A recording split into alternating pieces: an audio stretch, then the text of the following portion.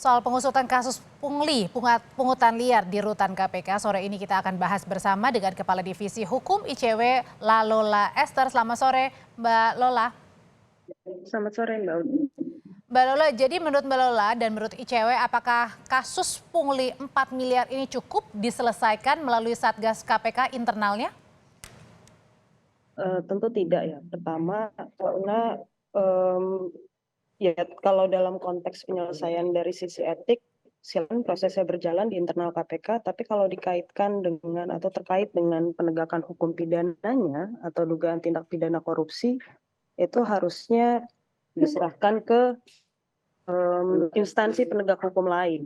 Gitu. Tadi kalau untuk alasan dalam beberapa cuplikan video sebelumnya itu sudah disampaikan bahwa kewenangan KPK itu terbatas, gitu ya. Ada 3 subjek hukum yang jadi domain kewenangannya KPK dalam menangani perkara korupsi. Di luar dari itu bisa diserahkan ke penegak hukum lain. Ditambah kalau misalnya ini ditangani oleh KPK, ada konflik kepentingan di situ karena meskipun mungkin perlu dicek kembali di bawah siapa kemudian pegawai rumah tahanan itu di bawah ampunya gitu ya, tapi paling tidak dalam kerja sehari-hari dia berada di bawah KPK gitu, sehingga kalau misalnya tetap ditangani oleh KPK terlepas dari sudah dibentuk satgas atau belum, itu sebaiknya diserahkan kepada penegak hukum lain. Jadi meskipun ada dugaan terlibatnya penyelenggara negara atau tidak ada keterlibatan penyelenggara, tetap harus yang diusutnya eksternal ya, bukan pihak internal KPK. Ya, penyusutan sebaiknya diserahkan kepada penegak hukum lain gitu. Bahwa kalau misalnya ada penyelenggara negara, mungkin itu masih bisa dalam domain KPK. Tapi kalau strict bicara soal petugas lapas, petugas rutan KPK-nya, yaitu hampir pasti perlu diserahkan ke penegak hukum lain gitu.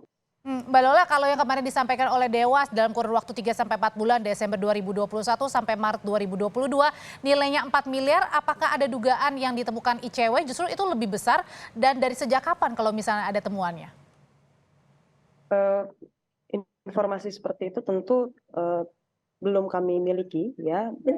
Informasinya juga kami dapat paparan tentu dari pemberitaan media yang mengutip keterangan dari pimpinan KPK maupun Dewas KPK. Tapi kalau misal dalam kurun waktu hanya 4 bulan itu kemudian ada besaran sebesar 4 miliar rupiah yang diduga merupakan pungli, patut diduga itu bisa lebih besar nilainya dari itu. Oke, bisa lebih besar dugaannya. Nah, kita balik lagi ke kasus hukumnya, Mbak Lola.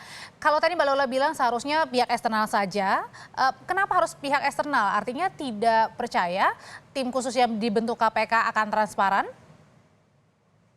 Kami konsisten saja, waktu kasusnya Jaksa Pinangki itu juga kami mendorong agar kasus ditangani oleh KPK. Kenapa demikian? Karena itu membantu meminimalisasi konflik kepentingan yang terjadi di dalamnya gitu. Bayangkan kalau dalam penegakan hukum, organ yang mengampu subjek itu kemudian menjadi yang memeriksa gitu.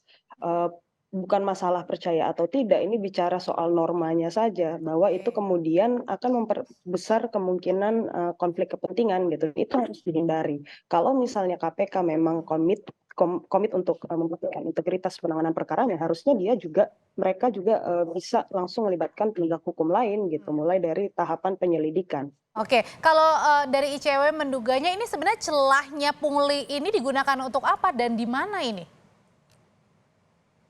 Sebetulnya kalau pungli itu apalagi dalam rutan, kan memang tadi juga sudah disampaikan oleh pimpinan bahwa ada sejumlah fasilitas yang tentu saja tidak dapat diakses oleh penghuni rutan. Gitu. Misalnya? Karena memang mereka dibatasi haknya, misalnya dalam mengakses alat komunikasi gitu ya, dan juga misal juga dalam rutan itu kan sebetulnya ya tidak mungkin tahanan mendapat izin gitu ya untuk keluar, yang mana ini sebetulnya pernah terjadi di kasusnya Idrus Marham beberapa tahun lalu, asal dengan alasan yang jelas. Nah, tapi bukan tidak mungkin kemudian ada abuse di situ, artinya ada penyalahgunaan di situ. Izin tahanannya kemudian disalahgunakan dari misalnya untuk mengunjungi rumah sakit, kemudian digunakan untuk keperluan lain.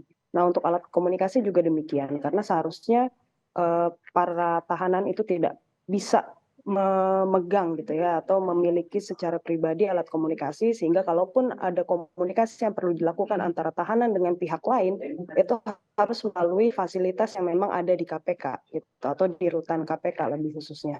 Sehingga Oke, kalau misal kemudian tahanan itu menerima akses pribadi, tentu baik. itu ada abuse di situ.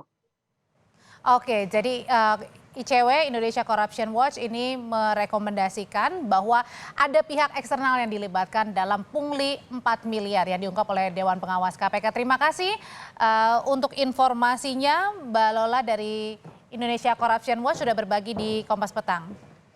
Sama-sama, terima kasih.